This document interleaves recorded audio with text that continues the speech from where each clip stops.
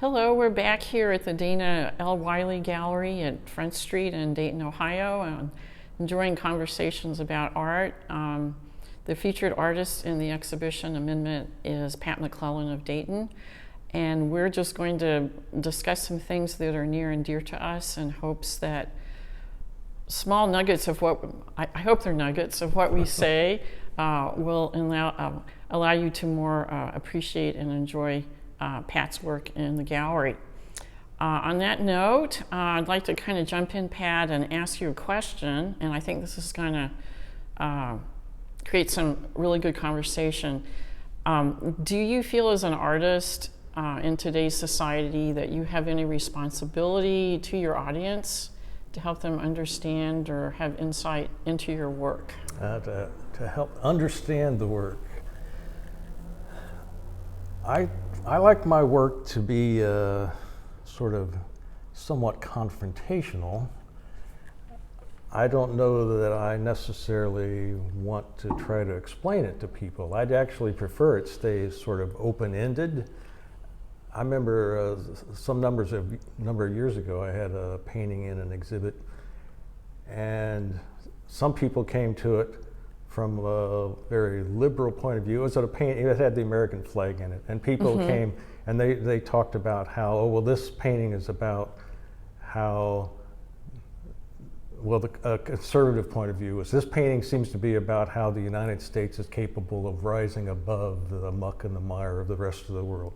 And other people came to it and they said, this painting is about how the U.S. government system is entrenched in partisan politics and is having trouble accomplishing anything. So I like both of those responses. I was perfectly fine with either of those responses, and I didn't want to take sides. I have my own side, of course, but I'd rather keep that to myself and let people just draw from it what they will.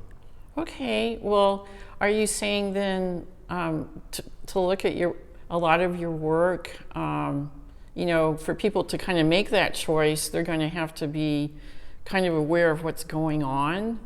Would you say that's a requirement for some of your work, or do you think your work could be appreciated and empathized with even if you didn't, you know, if you had given up and don't follow politics anymore? Right, yeah. I think hopefully the work exists on multiple levels. I mean, there's the formal artistic aspect of the work where you can enjoy if you like color or design. But then there's also, in most of the work, there's a subtle political content that people will bring to their knowledge of the situation, and the more knowledge they have, the more they're going to read into it. Okay, so lots of layers of meaning. I'm often struck, and have talked to other folks over the years in the field. I worked in museum and gallery work for a really long time, and a lot of times people would come into the gallery or museum, be interested, or maybe they were told that you should go into a gallery and museum. I think some people were kind of dragged in there. And once they got in there, they felt intimidated, and oftentimes, not oftentimes, but sometimes would react and go, this doesn't look important to me.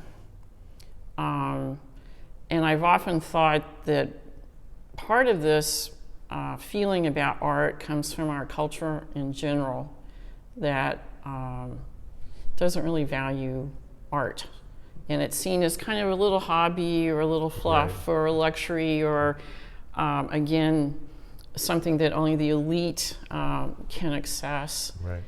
Have you ever felt that way in terms of dealing with your audience? Oh, of course, yeah.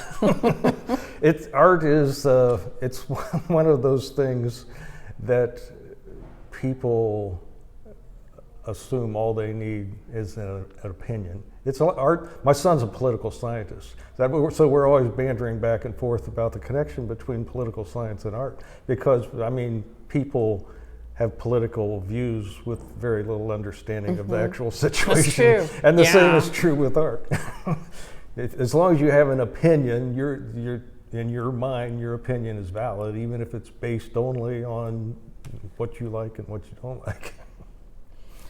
So is there any responsibility, say, for a museum exhibition or a gallery exhibition or even an artist and their statement? You know, a lot of artists write statements about their work. Is there any responsibility in those materials to really kind of break down some of these barriers, or do you feel it's really up to the level of engagement that a person wants to have with art? Right. I think the artist statement, or even just the simple title of a piece, can help direct the viewer towards some greater understanding of the work, but I don't necessarily feel that it has to. I mean, in my own work, I think my artist statement does maybe help clarify some things, but the statement for this exhibit talks a lot about math. Okay, does that help? Does that help you understand this painting if you know something about math? Well, if you know something about math and Fibonacci numbers, the golden mean, the way math relates to design, then maybe it does help you understand a little something about the work. But it's not a direct explanation, it's just sort of a guide towards appreciating the work. Okay. I've often thought too, and this is something that we study in art history, it's called the responsibility of the viewer. And it goes through, say, taking a painting and having kind of a cursory understanding of it, but then going into different layers of meaning that are in the painting. Now, if you're studying art history or training to be an artist, you do that all the time. A lot of people in today's world don't have that time. It's a luxury. Right. So I've been thinking about this, and I'm trying to think of a way to break down this barrier, because there is a barrier between contemporary art and the viewer, and it started with abstraction and not having a really clear narrative in a painting. It's been around for a long time. Right. And I was kind of thinking about how do we break down that barrier. And one thing I've really been thinking about, and I wanted to get your opinion about this, because you're a painter, a printmaker, and a draftsman. To me right now, the one thing that I think most people can't appreciate without any in-depth background in art history is the comparison, the contrast between the digital world and the world of fine art. That is art made by hand. Okay. I think more and more people are being overwhelmed with the digital world, and they want something else. They want a connection that's a lot more human. And again, a paintbrush and paint is a tool, like Photoshop is a tool, but there's something really different about the result that happens when you use your own hand. Right, right. Yeah. Does that make sense? Is that something that you feel with people looking at art today? Right, it makes perfect sense to me, because in the 90s, when the digital world was brand new. Yeah, I kind of remember that. I traveled that direction. I mean, I did a lot of digital computer work, and there was probably 3 years that I purposefully only painted and drew recreationally. My serious work was about collage, and often it was digitized images that were then collaged. But after 3 years away, I just missed it. And I've always been sort of drawn to anachronistic professions anyway. So I just needed to go back to the immediacy of hands-on painting. And I mean, with my work, with the multiple layers, often the lower layer, particularly like in the drawings, that is generated off of a computer, but then multiple layers lay on top of that. I like being able to see the presence of the human hand in the work. So the digital tool is one of many tools. Right. The tool doesn't overwhelm the work. And I feel this a lot with the young people in our classes at Sinclair. They're kind of at the point of the digital world is so ever present with them. They want something different. And we had a really good discussion of the whole DIY movement. And I found a lot of my students, like 18 and 19-year-olds, are actually doing embroidery again. Right. Because they really crave that, the handmade. And I think that might be a way to get people seeing why this is important. Because I don't think it's just students. I think it's a lot of people could see it as an alternative to the digital image. Yeah. I find it interesting, just in the last few years, it seems like there are a lot of artists that are doing weaving in one way or another. Not necessarily with fabric, but with canvas or paper or, aluminum. Yeah. I mean, but it's the act of being involved with your hand in producing the artwork. So I'm just going to chime in here. Why do you think that is? Why do you think that that's been, even though we have the technology, why do you think people are moving away from the technology and back into more hands-on? I just think. Theory on that? Yeah, I think it's a basic human need. I think it's something we're hardwired to do, is to make things by hand, and that kind of tactile sensation you get. It's also kind of a meditation. A lot of my students say it helps with their anxiety of all sorts, and they have a lot, and I totally understand why. It's a very complicated world. And also the product is distinctly different. Take a black and white photograph that's been made traditionally in a dark room and compare it with a super digital over Photoshop image of the same landscape. And it's a totally different experience. And again, I don't want to get in that stupid argument, well, is digital art? Yes, of course it is. I'm not saying that.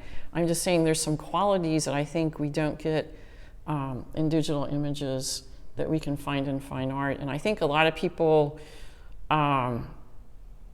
would like that, would like to have that alternative, but they're still kind of put off by the whole idea of, going into a gallery or going into a museum. Yeah. One thing we have to consider that we haven't, and I'm sure you have. Probably not.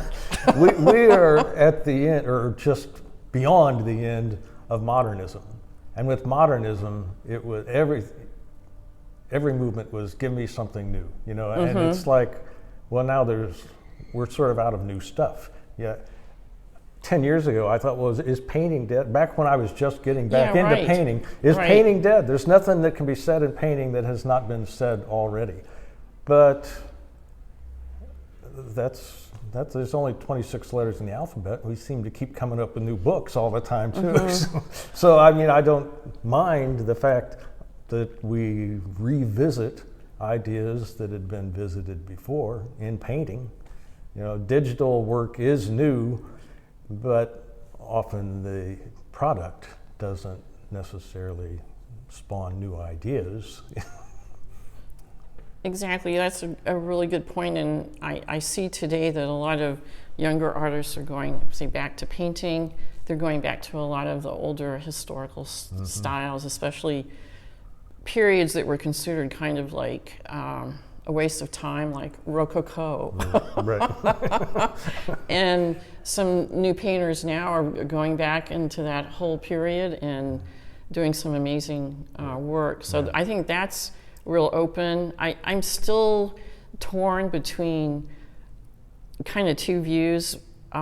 Since I worked in a museum, and it was an academic museum, we were all about educational materials all the time. Even small shows would have really long labels and catalogs and this sort of thing. And I think that's really important. But I also think going into a contemporary gallery and just having the work itself without being told what to think, because that's kind of it's an imposition. It's called the tyranny of the curator. And I like that term because it's like if you have a label, and most people, if they're really into art, will read the whole label, usually. It tells them what to think about a work of art. It might educate them. So I have mixed feelings about that. I think we have to do it. I think it's really important, especially because I do think in our culture, especially now, in terms of our educational system, in primary school, high school, students aren't getting any exposure to art whatsoever. They're preparing for tests. Yeah. But I think it's also important to have a gallery like this where you don't have long labels on each work of art that tell you exactly what to think.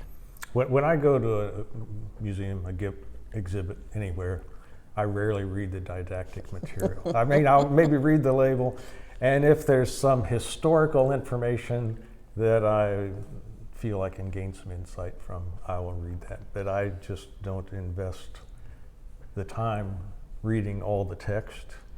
I spend quite a bit of time in front of the work. So but that's maybe an artist's perspective rather than a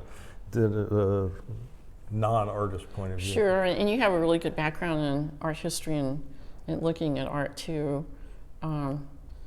Yeah, when I usually go in, I read every single word in the label, and then after about an hour, I have museum fatigue. Yeah, I have to leave. yeah. Sometimes I'll come back, sometimes I won't. And I notice other people doing that too. It's either walking by really quickly, it's either intense, looking at a label, or it's my favorite, taking out your cell phone, taking a picture and walking away.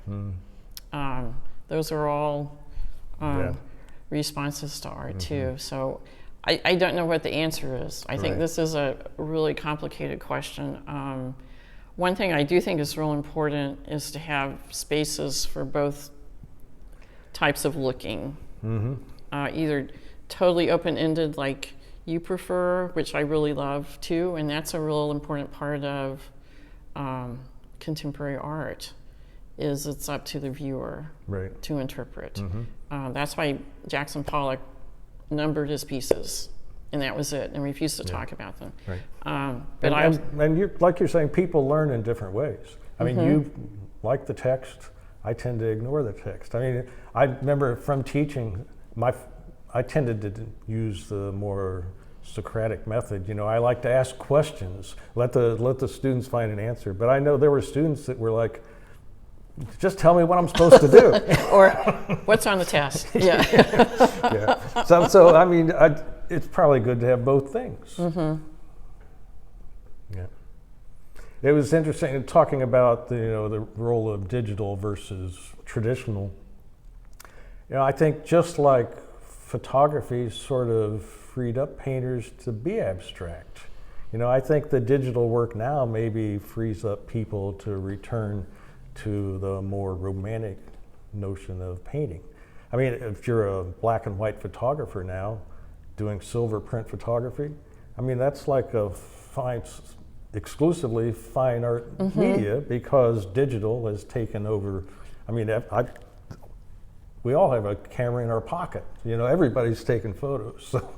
So to actually print and dodge and burn and to do all those traditional romantic black and white photo techniques, I mean, that is definitely a fine art approach to photography now. Right, and kind of getting back to the craft and the material, and in photography now too, a lot of people are kind of reacting to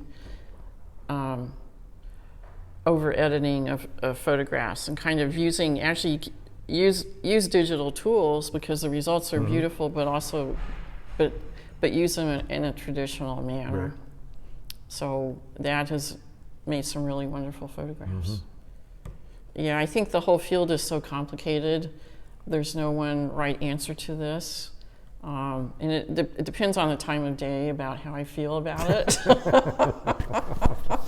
But I think having both museums that have a very strong educational mission, very important, but also contemporary spaces that are really open-ended and experimental, confrontational, as you said, are really important for any community. And I don't care what size the community is. I think we have to have a lot of different approaches about looking at art. Right. I think every community has a responsibility to do this. There's never enough space for the amount of artists to show. It's a constant battle for artists. I think every community should have spaces that are open to the local and regional artists. I think it's really important to see works of art from around the world and other parts of the United States, sure, but sometimes we get really enamored with the big names and the splash and the sexiness of it all. You know, a New York artist, LA artist. I think all communities have a responsibility to have spaces for their local artists, because they really are kind of the heartbeat of the local arts community. They're out there in the studios, they're out there donating their art to nonprofit auctions over and over again.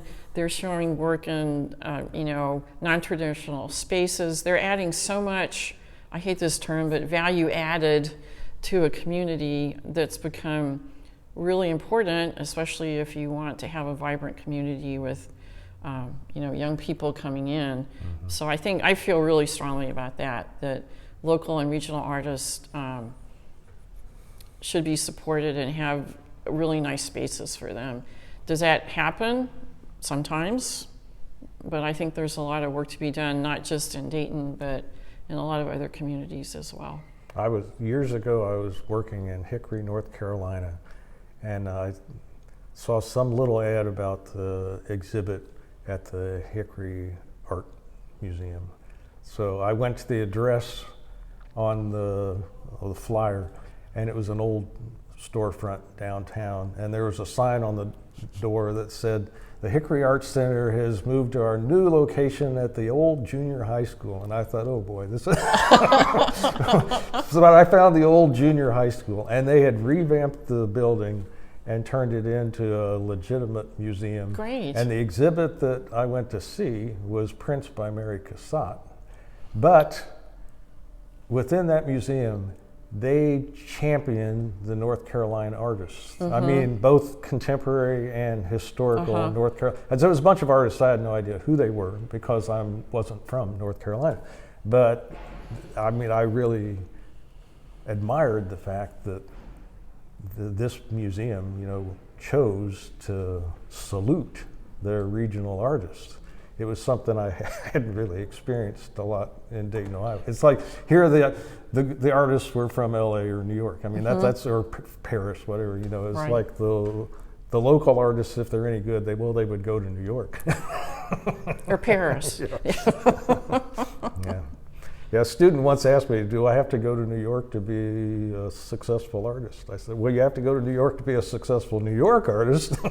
You know, you can go to New York and be one of the top 10,000 artists, or you can stay in Dayton, Ohio and be one of the top 100 artists. It's just the way the numbers add up. Yeah, I think that's a really good point, and it's such a really good balance approach that enriches a lot of different parts of a community. And I always try to get across the fact that artists are workers. You know, that's another misconception about art and artists, is that they're these divine geniuses, slightly crazed, working by themselves in a garret, and they have these brilliant insights and do paintings, and then they die. By the way, I love that image. It lets me get away with murder. That's right. Yeah, there you go.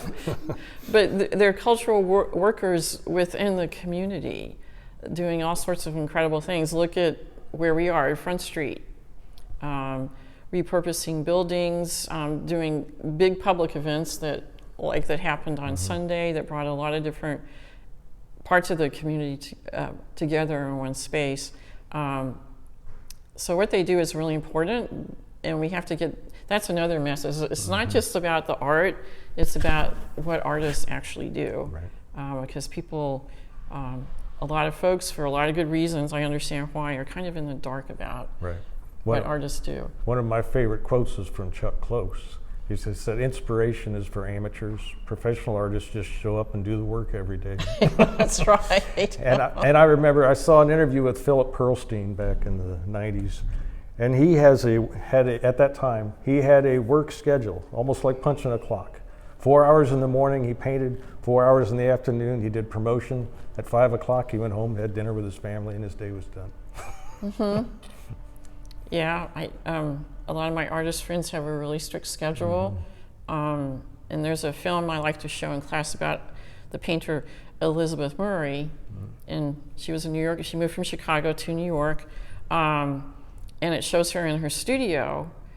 And what the students pick up on is that is also where she lives. So her work is there constantly. Yeah. And actually they ask about that. How does that work? Isn't that hard? I said, yes, it is. But it shows that she's working constantly. Right. And that was kind of an insight. My studio's in my home.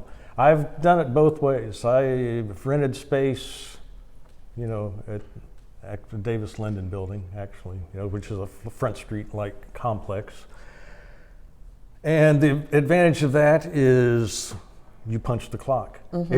If you get in the car and drive there, well, you're there for 6-8 hours to work because you made that trip. But I found having my studio at home, I actually am more productive. I get more work done because it's just downstairs. I mean, if I can't sleep, I can go work. You know, if I'm waiting for a phone call or something, I can hang out in the studio and at least contemplate what's going on. For me, I'm more productive having the studio at home. Okay, well that's interesting because I was going to ask the question, since your studio is in your home, how do you sleep? If you know what I mean, because it's always there. Well, it used to be because I'm retired from my day job now, but I was teaching and managing the galleries at Sinclair. I always had a day job of some sort. So my studio practice would start like 7 or 8 o'clock at night. And sometimes, if it was rolling, I'd work till like 3 in the morning. Since I retired, I've had to teach myself to paint in the daytime. Okay. But I've been pretty successful with that. So, I mean, sometimes I work at night, and I kind of prefer like late afternoon into early evening as my work hours. Interesting. Yeah. Cultural work. Yeah. That's what it is. Yep. When the kids were young, they had easels in my studio. I mean, they thought it was fun to go down there And paint. and paint for a while.